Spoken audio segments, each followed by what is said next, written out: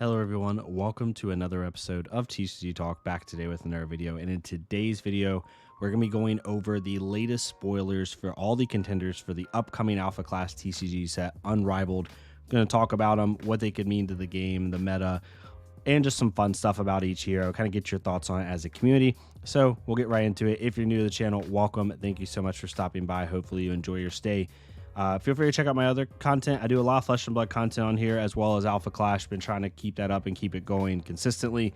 If you've noticed the last couple days, I'm gonna start doing like an Alpha Clash, Flesh and Blood, Alpha Clash, Flesh and Blood cycle, so we can get used to that. I'm even gonna try to find a border that I can change here, so we have different stuff for both games. Have some fun with it.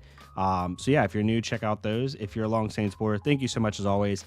For people that watch the channel directly, if I've kept you for the first 55 seconds on an Flesh and Blood video, even if you don't like this game or if it's not for you, I would implore you to at least like it or comment just for the algorithm. I would love to see some people be able to see this game, and even if the game's not for you, help someone else who's trying to find their first TCG that they would want to enjoy and may be attracted to this game, be able to find it. So hopefully you can do that, but if not, it's totally fine. I appreciate y'all no matter what, but we'll get right into it. So we have one contender, I think, that has not been spoiled. It's been talked about in the Discord. I think Warcry has not been fully spoiled with abilities yet. So we'll talk about Warcry whenever he comes up. But with spoiler season ending the end of next week, I personally have another spoiler video I'm going to be doing, long form one on April 29th. So be on the lookout for that. But with spoiler season coming close to an end, I want to talk about the contenders, because the contenders are really cool this set. The artwork is taking a step up. Set 3 in general, I haven't gotten to talk about it a ton, but Unrivaled, like for anyone that's on the Alpha Clash team that's watching this, like the biggest kind of like subjective hit I've heard on the game from people who didn't come from it or were looking for it inherently was the art. And some people didn't like that the first set didn't have like this old school comic book feel, but now this set 2, and especially set 3, the art has just taken a step up every set, and it's amazing. And I'm really loving the art in this set specifically. It's just been really cool. So kudos to the team and the changes that they've made. Not that set 1 was bad by any means. It's improved every set, and I think a lot of people are seeing that and starting to get slowly even more into it, and I'm super excited about that. But the first contender I want to talk about is Lynn. I'll try not to be biased here. Lynn is the one character in the Alpha Clash lore that I've wanted to be a contender, alongside Flare, and both of them were revealed this set. We'll talk about them, but Lynn's definitely the contender. If I had to pick one that I'm most excited to play, both from a competitive and just from a feel perspective, it's Lynn.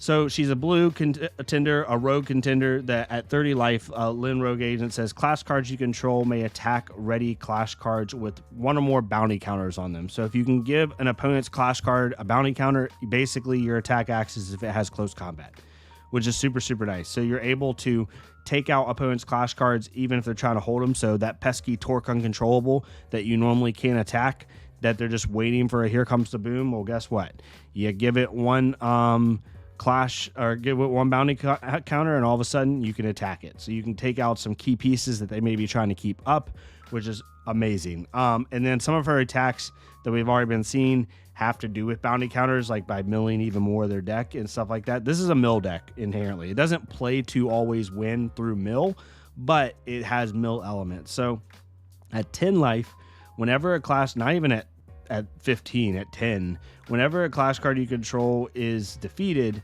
if that clash card has one or more bounty counters, that card's controller diminishes 2 cards, which means putting their top 2 cards of their deck into their oblivion.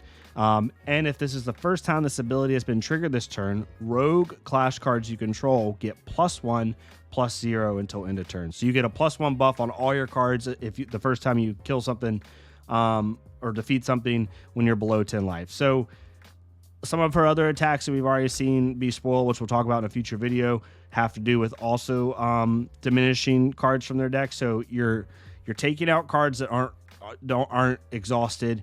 You're able to keep stuff off the board. You're able to control their deck by diminishing cards and giving them less value through their deck. And it just creates like some really cool play lines and game states. I'm really excited about this. Like the diminished card control and being able to like thin your opponent's deck while also having the control elements that blue brings, with Lefty/Stand and with all that other stuff. It's super, super cool. And I'm really excited to play Rogue and just the thematics. I love all of really excited to play Lynn, Rogue Agent. I'm really always been a really big fan of her artwork and like the cards, and I love the close combat mechanic. I think it really changes the way this game works because this game has natural haste in it.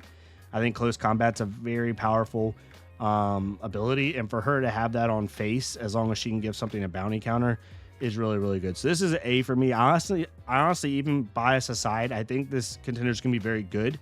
I give this contender like a B plus, like from an A to D ranking. A is like meta defining. B is just a good meta deck that could potentially go to meta define. I think she gets in the B category pretty easily.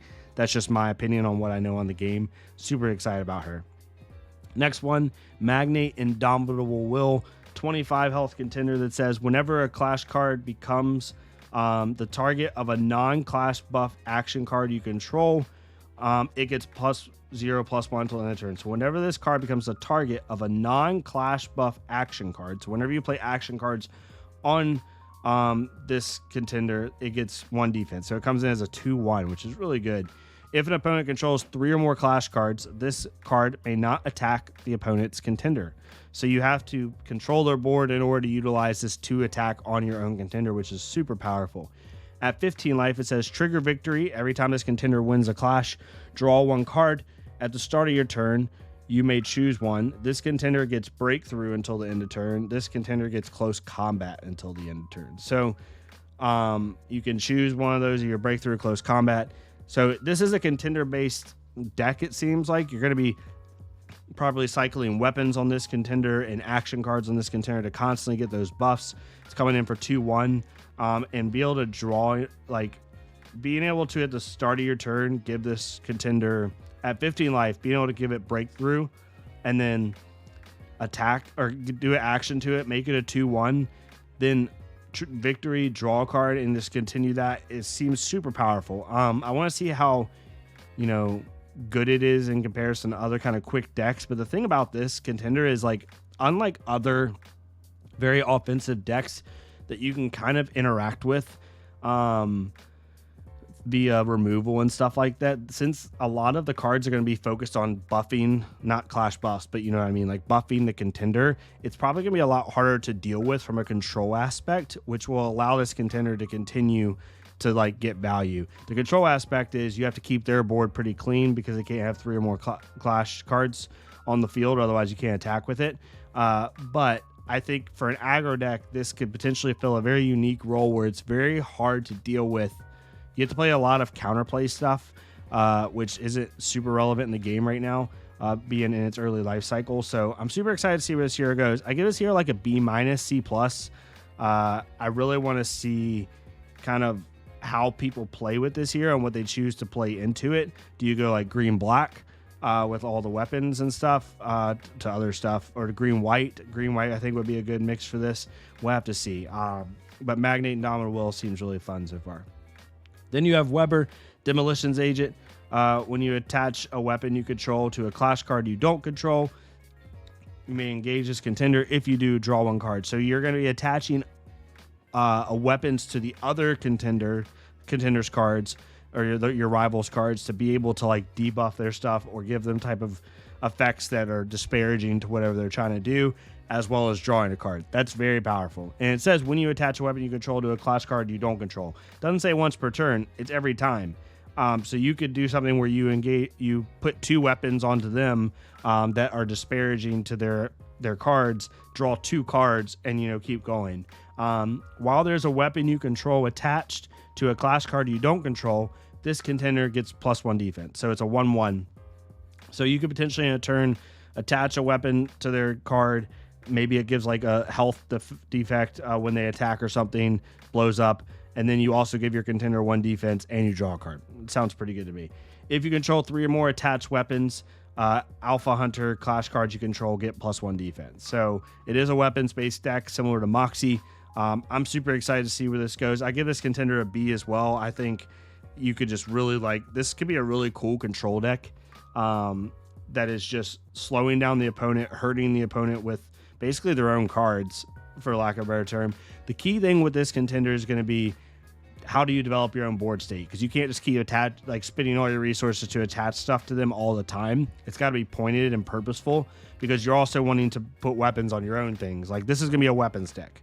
So how do you balance the whole buffing your own cards with your own weapons and debuffing your opponent via the weapons you're putting on their cards? So super excited about this, but this is very much going to be similar to Moxie. I think it's going to be a very unique deck in terms of deck building, to where how can you ramp up fast enough in order to make your opponent care, right? So that's a key thing.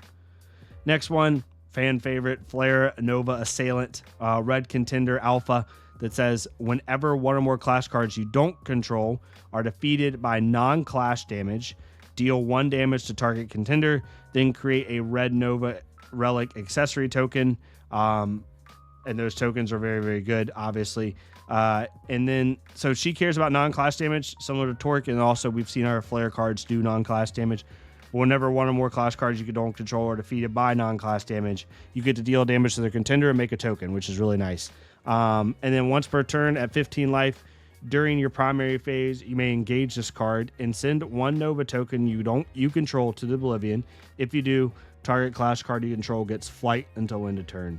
So basically, you can you build these tokens that also have their own things that they can do. And then when you get really low, you can start getting rid of them to give things flight, which in the late game, when you're both in the teens, can mean the difference between winning or losing, right? I mean, if you have a 5/5 drop that doesn't have flight or something like that, you just give it flight. Really, really good for that. So I'm super excited. The non-clash damage contenders, I think, are very strong naturally in the game, because health resets on clashes. The ability to do, once it's over, the ability to do non-clash damage before is very good. And I'm super excited to see where this hero goes. I can see this hero being very good. Her ability, honestly, is very simple on face.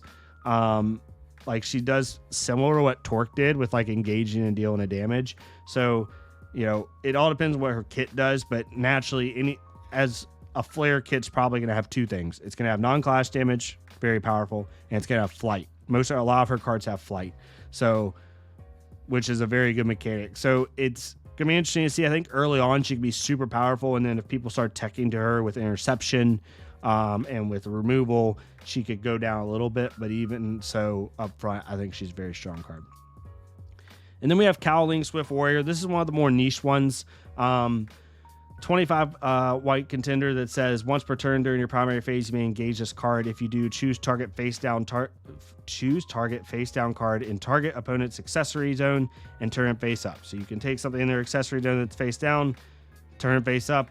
If it has ambush, you may return it to their hand. Otherwise, it remains face up. So this one is like an anti-accessory zone hate, anti-trap deck hate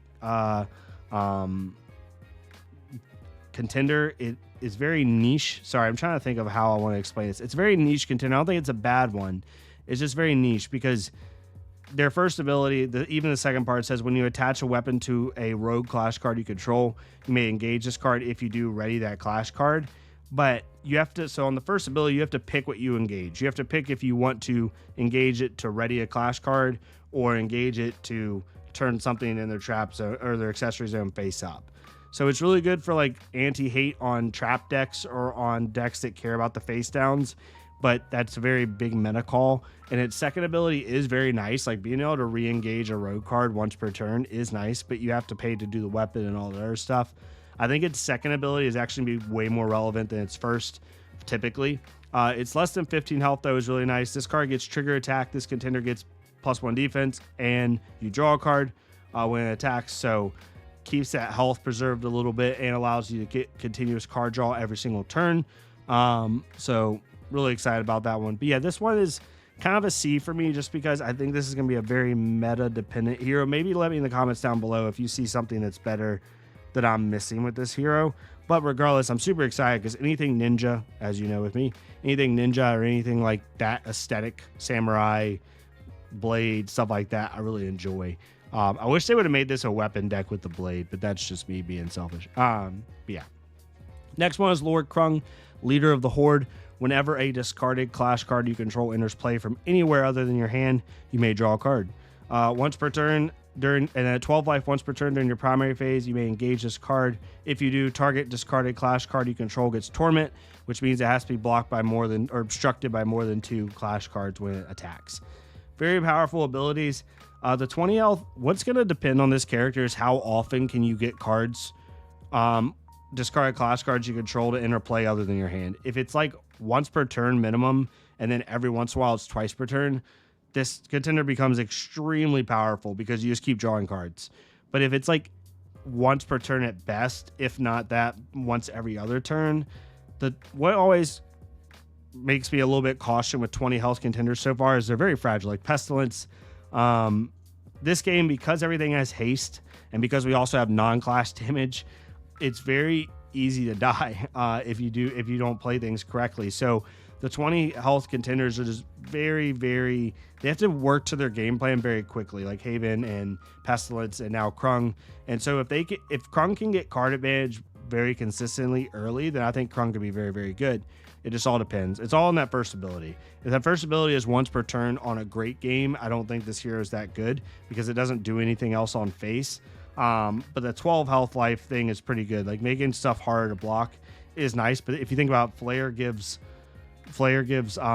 stuff flight, which is arguably even better, right? So it's really interesting for the 20 health. I'm always skeptical on 20 health contenders, but I hope this one ends up being good because the black archetype is really nice in Alpha Clash. So that's pretty much all of them. Again, we're waiting on Warcry. My favorite one so far is Lynn by far.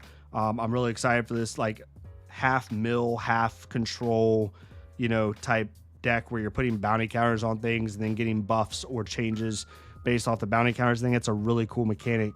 And it plays in her thematics really well. The one thing that this game is starting to do that I'm really enjoying, similar to Universes, which is another card game I love, is the contenders feel like what they are in the lore. Lynn is a bounty hunter. That's what she does. She's a rogue agent. So putting bounty counters on things makes sense, right? Magnate and Dominant Will, being able to enforce your will on your opponent by limiting what they have through sheer power and then smacking them in the face. That feels like Magnate, right? Weber's a demolitions agent. He's a weapons-based agent. He's there to sabotage you. They're making the abilities feel like the contenders' abilities feel like they are in the actual lore, which adds an element of like joy to playing the contenders. The one thing I love about Universes is even if the hero is bad, it's still fun because you feel like you're playing the hero from the show you enjoy. And so if you watch the lore of this or read the lore of this, you read the comic book, if you start feeling like the contender you're playing, that's what makes these even more enjoyable. So super excited about that. But let me know in the comments down below what you think. Again, the artwork is amazing for this set. Super excited for it. Comes out May 31st. Be on the lookout for it. I'm going to be getting a couple of boxes myself, especially with Lynn, getting her kit all settled and good. But yeah, if you like this type of content, please leave a like, comment, or subscribe. If not me, it's totally fine. Go to another creator, leave a like, comment, subscribe on their stuff so we can get more people seeing these games. And I'll see y'all next time on TCG Talk. Thank y'all so much.